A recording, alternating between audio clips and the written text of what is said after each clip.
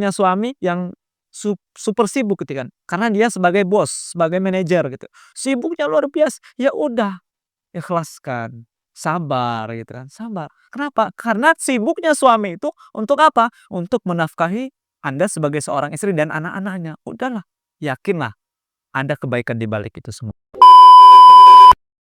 Ketika nanti Anda sudah punya pasangan, ketika nanti Anda sudah punya suami, tolong yang diingat itu jangan yang jelek-jeleknya, walaupun memang itu fitrahnya. Al-Quran itu teman-teman memberi rambu-rambu wala tansawul fadla bainakum. Jangan lupakan kebaikan dari pasangan. Al-madrasatul ula, seorang perempuan yang jabatannya nanti sebagai seorang istri, sebagai ibu, itu harus pintar. Kenapa? Karena dia menjadi pendidikan pertama untuk rumahnya, untuk sekolahnya, untuk anak-anaknya, untuk keturunannya. Maka teman-teman sekalian, belajarlah dari Aisyah kalau kita berbicara tentang perempuan dalam Islam.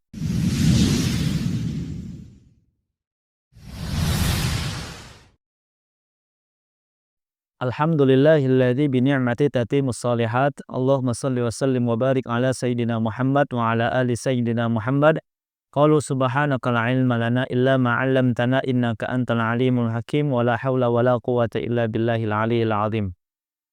Teman-teman yang dirahmati Allah Subhanahu wa taala, senantiasa kita bersyukur kepada Allah atas segala nikmat yang Allah berikan kepada kita. Mudah-mudahan dengan nikmat yang Allah berikan kepada kita semakin membuat diri kita taat, dekat, dan takwa kepada Allah Subhanahu wa taala.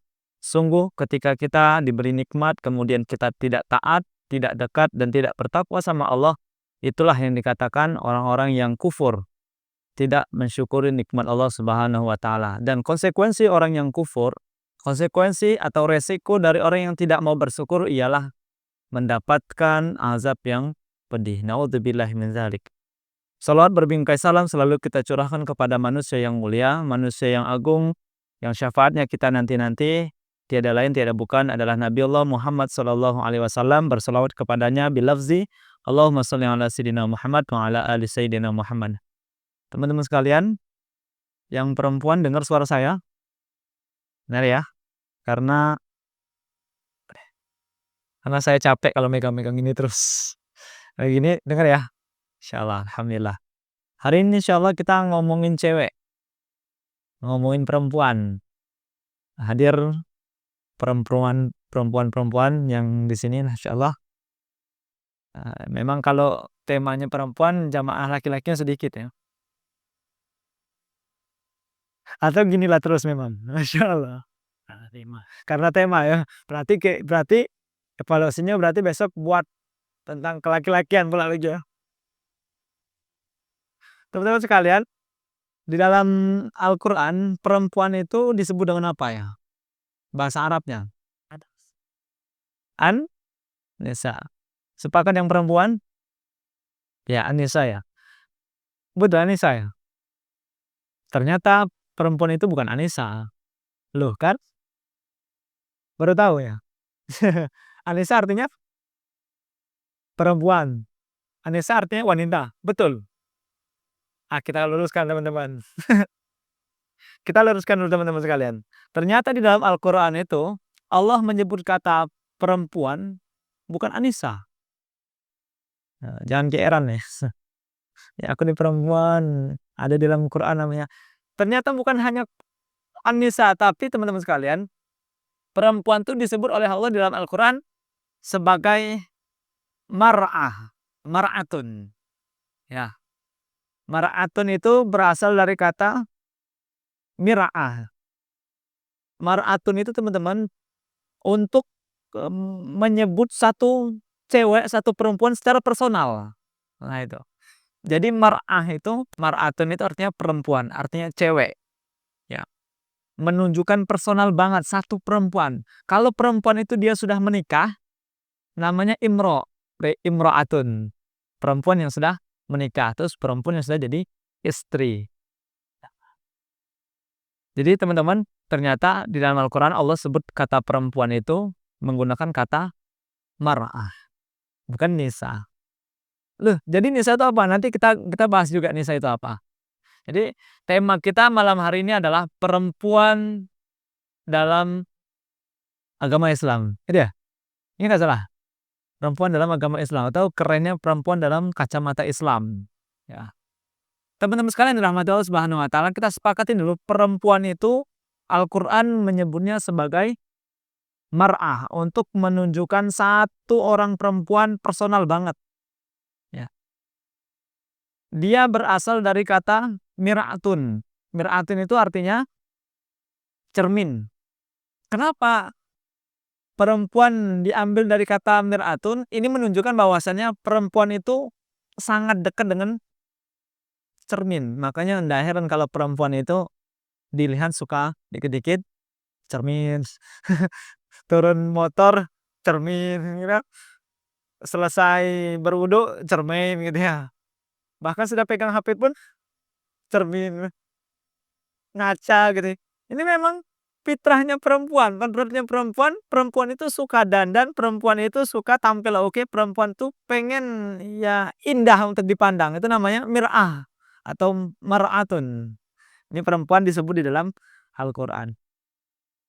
Nah, berasal dari kata apa lagi? Muru'ah. Tadi mir'ah, mir'atun. Sekarang muru'ah. Muru'ah itu apa? Perempuan kenapa disebut dengan muru'ah? Karena perempuan itu teman-teman sekalian, muru'ah itu artinya seseorang yang punya perasaan yang dalam banget. Nah, ini menunjukkan bahwasannya memang perempuan itu mainnya perasaan. Ya. Kalau laki-laki akal ya, pikiran. Kalau perempuan tuh main perasaan. Hati perempuan tuh sangat peka teman-teman sekalian. Makanya disebut dengan muru'ah. Intinya perempuan itu sangat-sangat jago dalam mengingat detail sesuatu yang sudah pernah terjadi walaupun itu sudah sangat amat lama. Contoh, ya, contoh.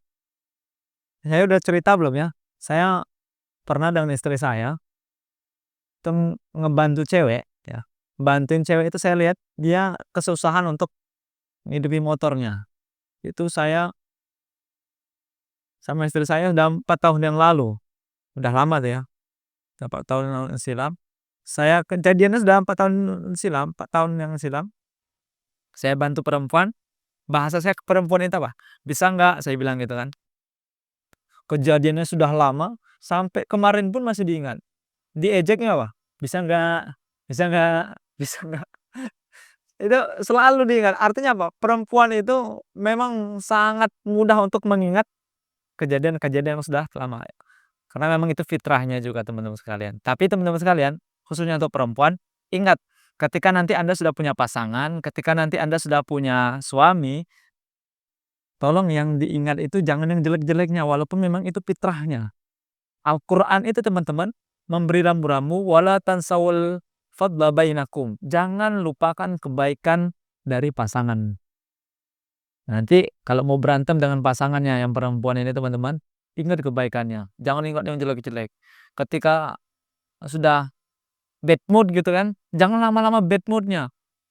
Terus diingat yang jelek, jangan. Tapi ingat yang baik, yang baik, yang baik. Romantis-romantis itu diingat. Ini perempuan. Walaupun memang perempuan itu secara psikologis, secara kesehatan juga otak perempuan itu lebih mudah untuk mengingat kejadian-kejadian yang sudah lama. Memang perempuan itu dalam Al-Qur'an disebut dengan kata mar'ah, berasal dari kata mir'atun, berasal dari kata muru'ah. Mir'atun artinya cermin, menunjukkan bahwasanya perempuan itu ingin tampil indah, berasal dari kata muru'ah, menunjukkan bahwasanya perempuan itu main perasaan yang sangat amat dalam. Ini yang pertama, teman-teman sekalian. Ternyata Allah sebut perempuan itu dengan kata mar'atun. Coba kita lihat teman-teman, ada dalam Quran surat Yusuf ayat kedua, ayat ke-30. Nanti teman-teman silakan buka ya.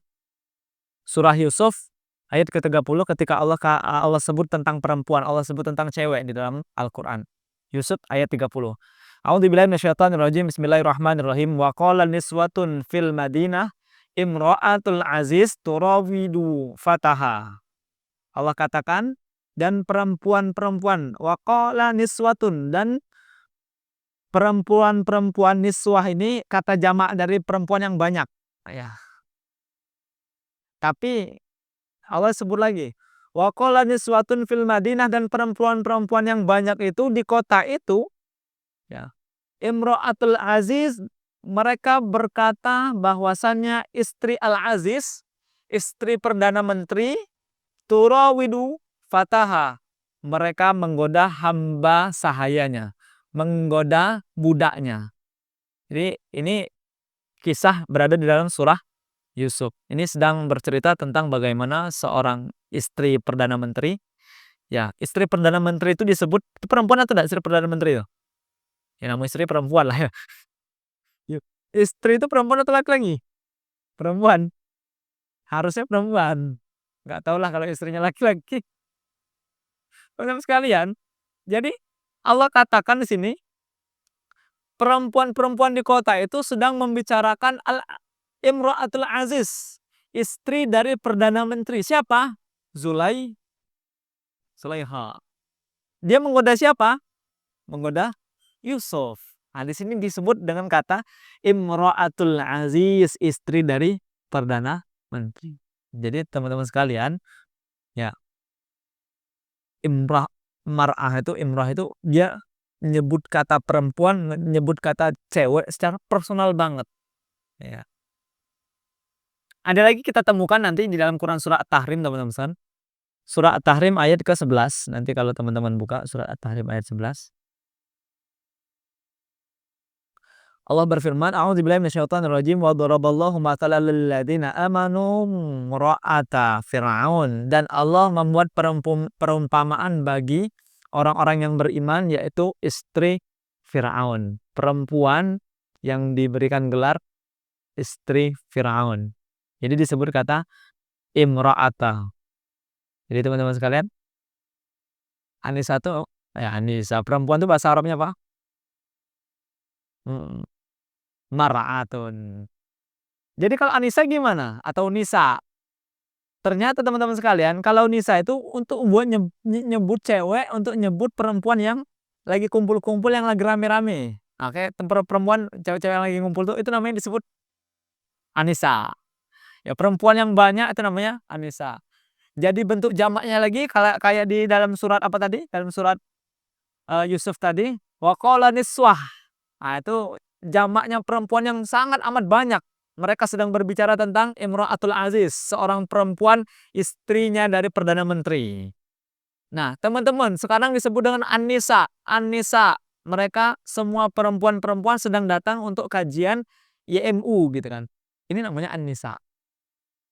Jadi kalau Mar'atun untuk menunjuki personal banget, kalau An-Nisa itu untuk nyebut kata perempuan-perempuan yang banyak. Perempuan-perempuan itu disebut An-Nisa. Tapi kalau perempuan, Mar'ah. Paham ya? Insya Allah. Beda. Jadi keliru ketika kita mengatakan bahasa Arab perempuan itu An-Nisa. Tapi An-Nisa itu perempuan-perempuan yang banyak gitu. Tapi kalau disebut perempuan, Imro'ah, Mar'ah itu, teman-teman sekalian. Intinya sekelompok cewek atau beberapa cewek yang lagi bareng, lagi kumpul disebut An-Nisa. Coba kita lihat teman-teman dalam Quran surat Al-Ahzab ayat 32. Nah, saya minta tolong ini dibuka betul teman-teman, karena inilah landasan taklim kita malam hari ini, kajian kita malam hari ini. Quran surah Al-Ahzab ayat 32. Saya percepat teman-teman, tidak bisa lama-lama nih ya. Tidak bisa pelan-pelan karena kita coba ngejar materi yang sangat panjang, waktu kita terbatas sampai Isya cuman ya. Apalagi aneh juga habis Isya mau caw langsung, tidak bisa lanjut sepertinya ya. Izin teman-teman sekalian kita percepat. Silakan dibuka Quran surah Al-Ahzab ayat 32. Allah berfirman, ya nisa an-nabi lastunna ka ahadim minan nisa ini taqaitunna. Coba perhatikan teman-teman, di sini Allah menggunakan kata nisa. Untuk memanggil perempuan tuh nisa. Apa artinya? Ya nisa an-nabi. Hai para istri Nabi. Kita coba pakai bahasa kerennya ya. Hai para istri-istrinya Nabi, perempuan-perempuan yang sedang menjabat sebagai istrinya Nabi. Langsung disapa oleh Allah Subhanahu wa taala. Lastunna ka ahadim minan nisa. Ya. Kalian tuh beda banget, wahai perempuan-perempuan istrinya Nabi. Kalian tuh beda banget, gak kayak cewek-cewek yang lain, gak kayak perempuan-perempuan yang lain. Littaqaitunna, apalagi kalau kalian itu bertakwa dan terus bertakwa, kalian beda banget. Nah, jadi teman-teman sini, ya, Allah gunakan kata An-Nisa untuk menyebut istri Nabi kira-kira satu atau dua? banyak kan. Berarti perempuan-perempuan ya kan, cewek-cewek dipanggil, "Ya nisa an-nabiin, wahai perempuan-perempuan." Nggak cuma satu orang berarti. Kalau satu orang, bahasa Arabnya atau bahasa Qur'annya mar'atun tadi. Ya nisa an-nabiin, wahai para istri-istri Nabi, perempuan-perempuan yang sedang menjabat istri Nabi, kamu itu spesial, kamu tuh beda banget dari cewek-cewek yang lain, beda sekali dengan perempuan-perempuan yang lain, kamu tuh istimewa. Apalagi kamu bertakwa.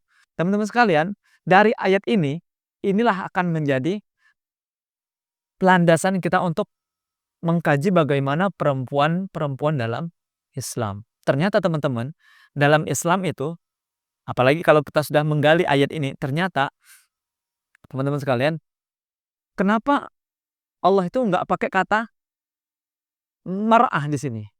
Kenapa enggak ya mar'atun, ya mar'ah? Kenapa enggak ya imroh? Kenapa enggak pakai kata itu tapi pakai kata nisa? Ini menunjukkan bahwasanya istri Nabi itu banyak dan istri Nabi itu yang banyak berbeda-beda macamnya, berbeda-beda karakternya, berbeda-beda perannya, berbeda-beda skillnya. Tapi kalau digunakan pakai kata imroh tadi berarti cuma menunjukkan kepada satu orang. Sedangkan istri Nabi itu banyak. Hikmahnya apa? Hikmahnya istri Nabi itu banyak disebut oleh Allah di dalam Al-Quran ini supaya istri-istri Nabi itu bisa menjadi role model bagi kita. Bisa menjadi teladan bagi, kok kita sih, lo aja kali. Iya kan? Masa kita laki-laki, Bro. Itu pula kan kajiannya perempuan, yang bahas laki-laki. Allah gunakan kata nisa di sini ya. Ya nisa an-nabiin, wahai perempuan-perempuan istri Nabi yang banyak. Ini menunjukkan istri Nabi itu banyak ya, atau disebut juga perempuan-perempuan yang banyak juga masuk ke dalam sini. Kan perempuan kan bukan hanya istri Nabi yang banyak itu, sahabat-sahabat perempuan itu kan banyak. Itu semuanya punya skill, punya kemampuan, punya karakter dan itu semua mestinya menjadi role model bagi para perempuan yang khususnya agama kita yang Islam. Teman-teman sekalian, ya, apalagi istrinya Nabi. Ya, istrinya Nabi Muhammad SAW itu hendaknya menjadi role model bagi para cewek-cewek zaman sekarang.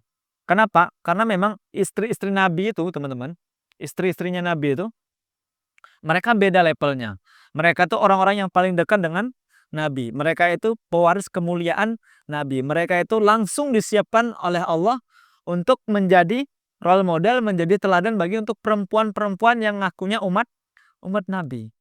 Maka teman-teman, kalau kita temanya perempuan dalam Islam, kita merujuk langsung ke istri-istrinya Nabi. Istri Nabi bukan cuma satu, banyak banget sebelum ayat An-Nisa itu fangkihu ma thaba lakum minan nisa masna wa thulatsa wa ruba' itu turun, itu banyak. Sebenarnya ayat itu turun untuk menyampaikan bahwasannya pengurangan. Jangan lagi banyak-banyak nian nikahnya gitu kan. Dikurangin. Cukup sampai 4 itu pun kalau adil. Jadi ayat ini bukan untuk nambah, justru ayat ini perintahnya untuk ngurangin. Keliru orang. Fangkihu ma thaba lakum minan nisa'i masna wa thulatsa. Nikahkan perempuan itu 2 3 sampai 4. Itu perintah untuk ngurangin gitu ya, bukan untuk nambah. Teman-teman sekalian, yang dirahmati Allah Subhanahu wa taala, coba kita lihat karakter istri Nabi biar relate ya, biar kita tergambar bagaimana perempuan dalam Islam itu. Yang pertama Sayyidah Khadijah. Sayyidah Khadijah itu teman-teman punya akhlak yang mulia banget. Dia tuh sebagai super sistem Nabi banget gitu teman-teman. Dia tuh solid banget dan beliau itu Sayyidah Khadijah itu sangat memiliki jiwa ketenangan yang luar biasa teman-teman. Bahkan teman-teman sekalian, istri Nabi yang pertama nih yang namanya Sayyidah Khadijah ini, dia mendapatkan salam langsung dari malaikat Jibril dan Allah. Bayangkan, saking mulianya. Dan ketika kita berbicara perempuan dalam Islam, mestinya kita langsung merujuk kepada istri Nabi yang bernama Sayyidah Khadijah. Langsung tuh cari bagaimana sirahnya, bagaimana kehidupannya, bagaimana aktivitas kesehariannya, bagaimana dia di dapur, bagaimana dia ketika di kamar, bagaimana dia ketika di luar, bagaimana ketika dia sudah menjadi pebisnis, bagaimana ketika dia sudah berada di depan orang-orang yang banyak. Nah, langsung cari tuh, kepoin teman-teman sekalian. Saya pengen bahas betul, cuman waktu kita betul singkat teman-teman sekalian. Harusnya ini dibuat ketika hari Ahad. Ya dah, hari Ahad kan panjang waktunya. Teman-teman sekalian, ya nanti kalau nggak selesai ya cukup sekian dan terima kasih lah. Teman-teman sekalian, ya coba bayangkan teman-teman. Khadijah itu teman-teman sebelum dia menikah sama Nabi, Khadijah itu sebagai seorang wanita karir yang sukses, bos besar. Dia punya bisnis yang besar, jago manajemen, pandai manajemennya teman-teman, mandiri banget orangnya, Khadijah itu. Tapi begitu nikah sama Nabi, teman-teman sekalian, otomatis dia tugas utamanya apa? Menjadi super system bagi Nabi. Ini pelajaran teman-teman untuk perempuan.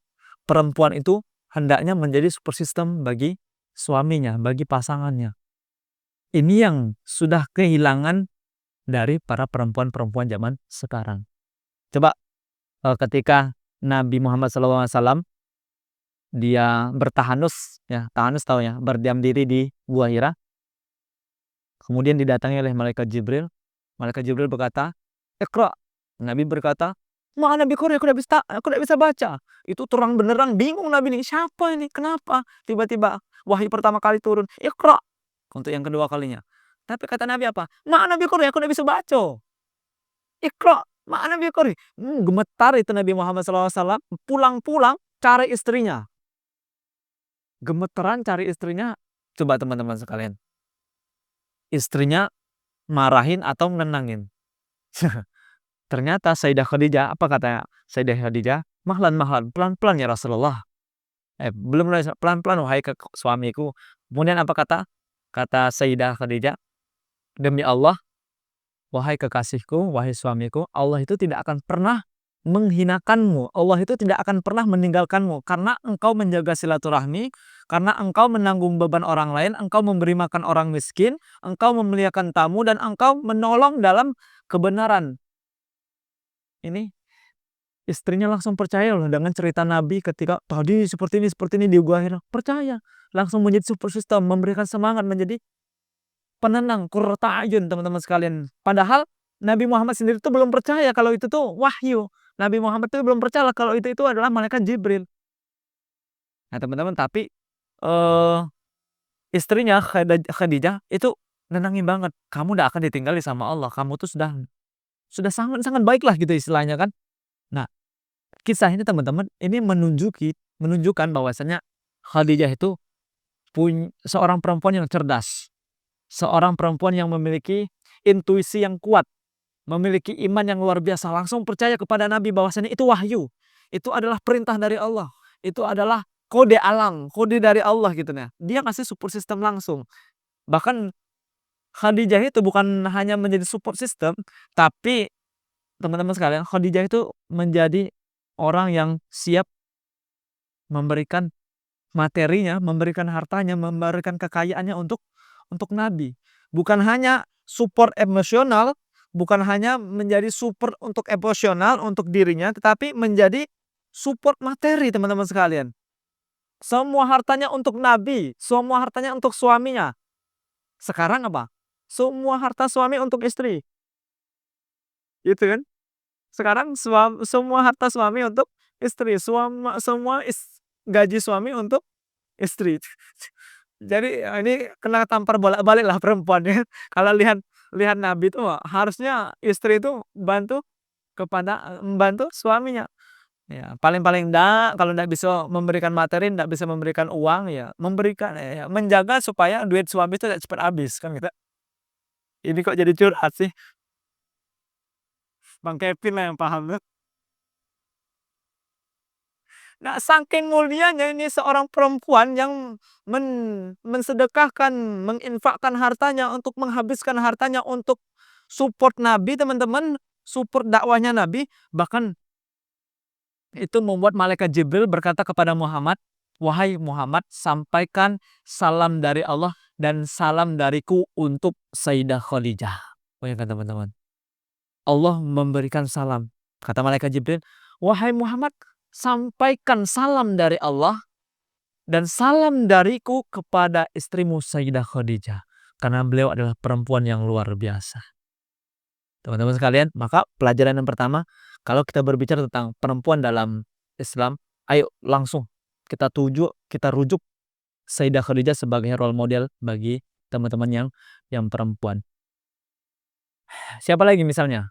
Aisyah. Aisyah itu perempuan ya. Ya, perempuan, istri Nabi juga. Aisyah itu istri Nabi juga. Aisyah itu adalah Istri Nabi yang paling muda, istri Nabi yang paling cerdas. Bahkan cerdasnya Aisyah itu teman-teman, kalau kita berbicara tentang Aisyah radhiyallahu anha, dia itu cerdasnya mengalahkan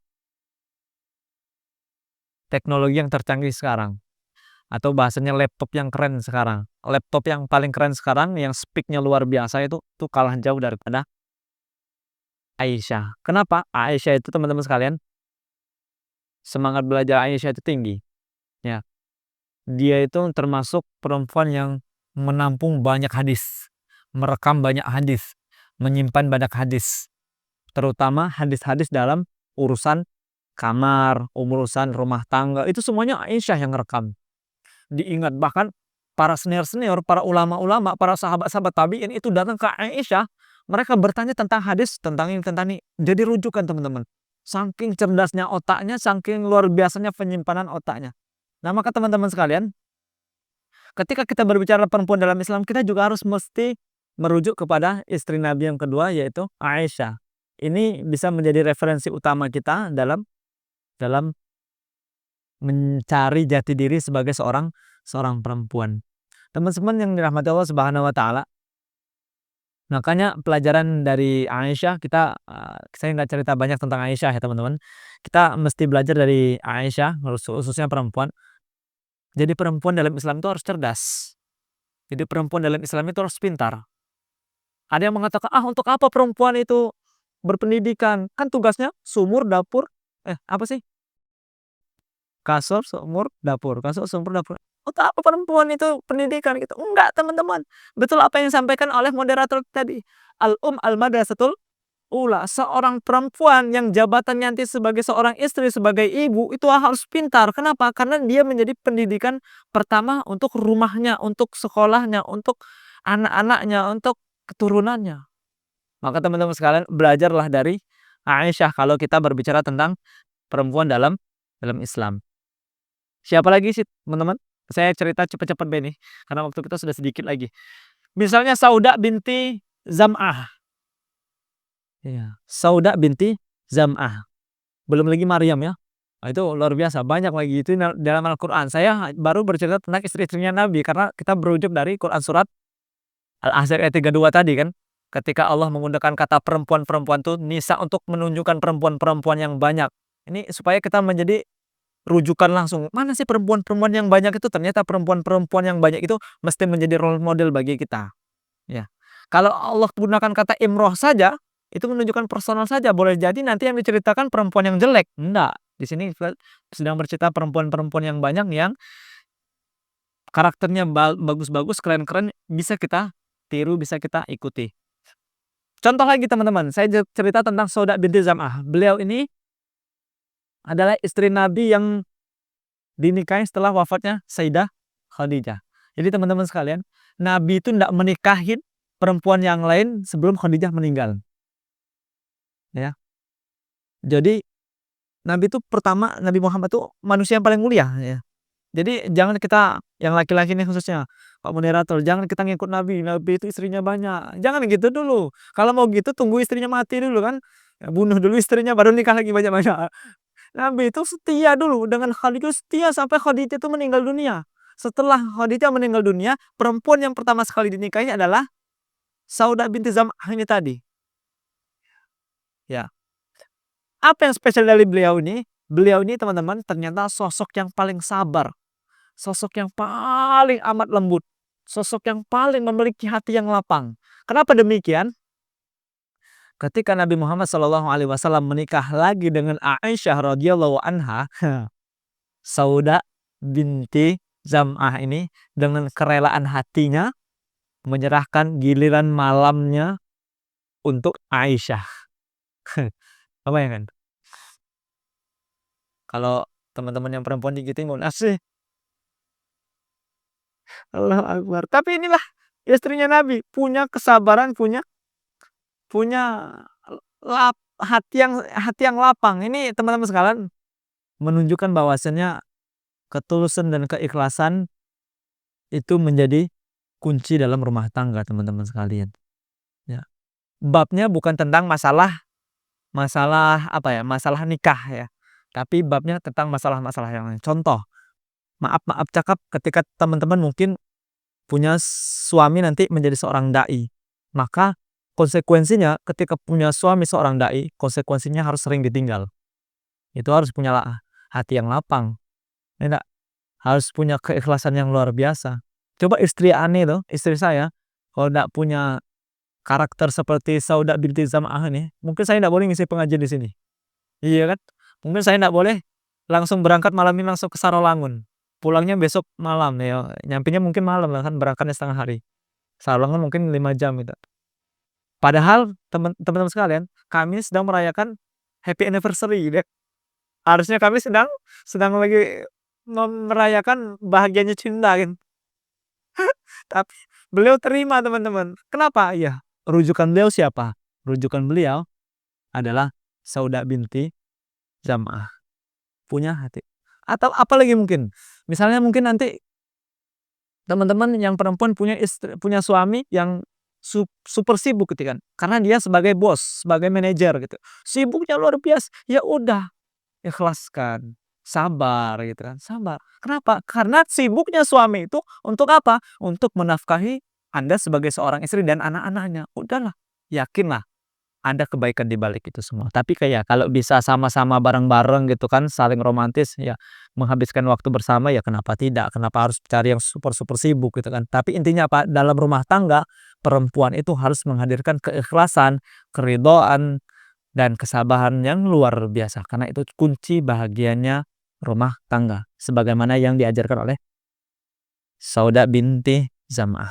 Aduh banyak banget sih mau cerita-cerita perempuan dalam Islam nih. Tambah lagi nggak ceritanya? Nggak usah lah, Nak. Ya kita kita skip lah.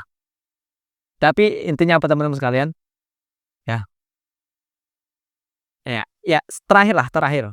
Ya, ada lagi satu satu satu istri Nabi. Sebenarnya saya buat slide tentang istri Nabi itu banyak. Saya buka buka buka sirah-sirah kisah-kisah tentang istri-istri Nabi itu banyak dan itu semua untuk apa? Untuk menunjukkan banyak karakter, banyak skill, banyak keteladanan yang mesti ditiru sebagai seorang perempuan dalam Islam. Terakhir saya sampaikan tentang istri Nabi, namanya adalah Safiyah binti Huyai. Safiyah binti Huyai ini, dia adalah orang yang paling tegar dan orang yang paling pemaaf. Kenapa?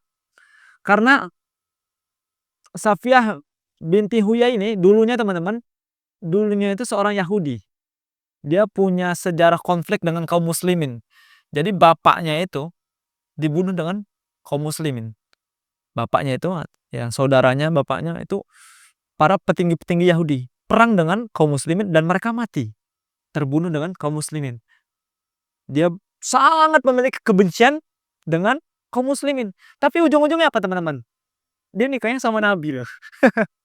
Dia nikah sama Nabi, dia pelan-pelan dengan Nabi bisa melupakan masa lalunya yang mulai hidup baru dengan Nabi Muhammad SAW. Luar biasa tegarnya gitu teman-teman.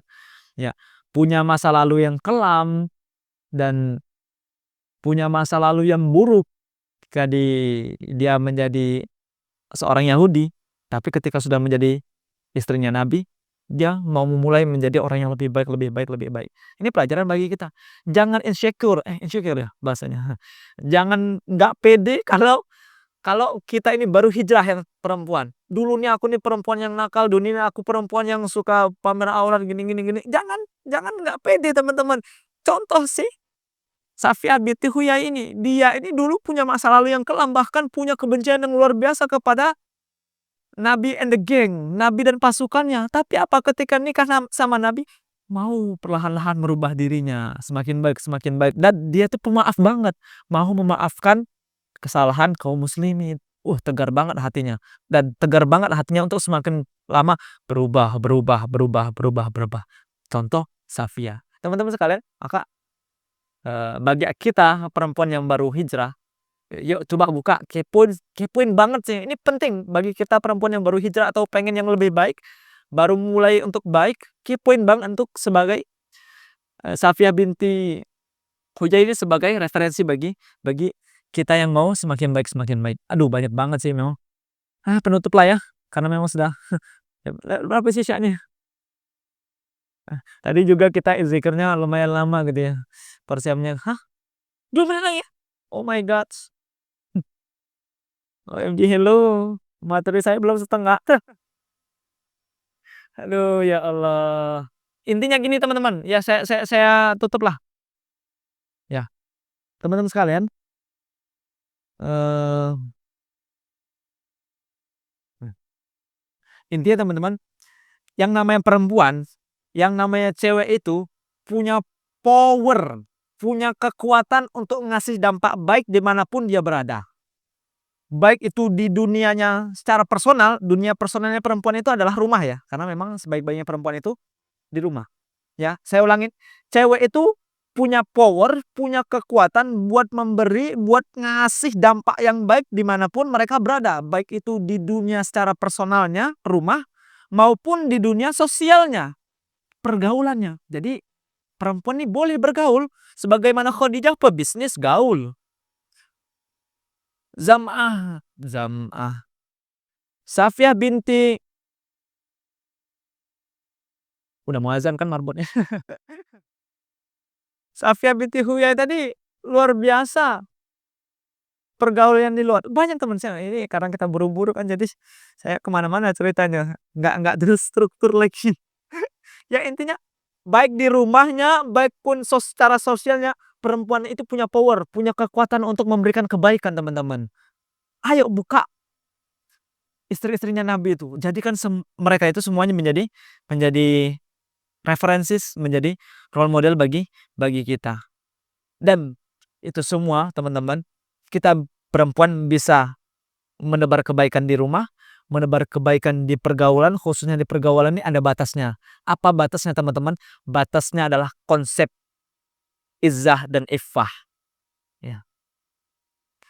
Konsep izzah dan iffah. Apa izzah ini? Izzah ini adalah kemuliaan, kehormatan, dan kekuatan. Jangan sampai teman-teman perempuan itu walaupun sudah berada di lingkungan pergaulan yang bebas, jangan sampai teman-teman itu membiarin dirinya dilecehkan, dihina, dimanfaati, jangan teman-teman sekalian.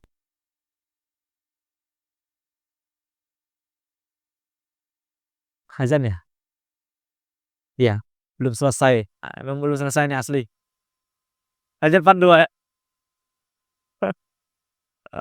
Ya karena, kita azan ya. Teman-teman sekalian, saya closing ya. Jadi cewek dalam Islam itu bukan berarti cewek itu lemah, bukan berarti cewek itu, banyak larangan ya, justru cewek itu berharga teman-teman. Cewek itu punya kekuatan super yang mungkin banyak belum ngeh. Makanya penting sekali membahas perempuan dalam Islam. Dah demikian. Wassalamualaikum warahmatullahi wabarakatuh. Mohon maaf atas segala kekurangan. Assalamualaikum warahmatullahi wabarakatuh.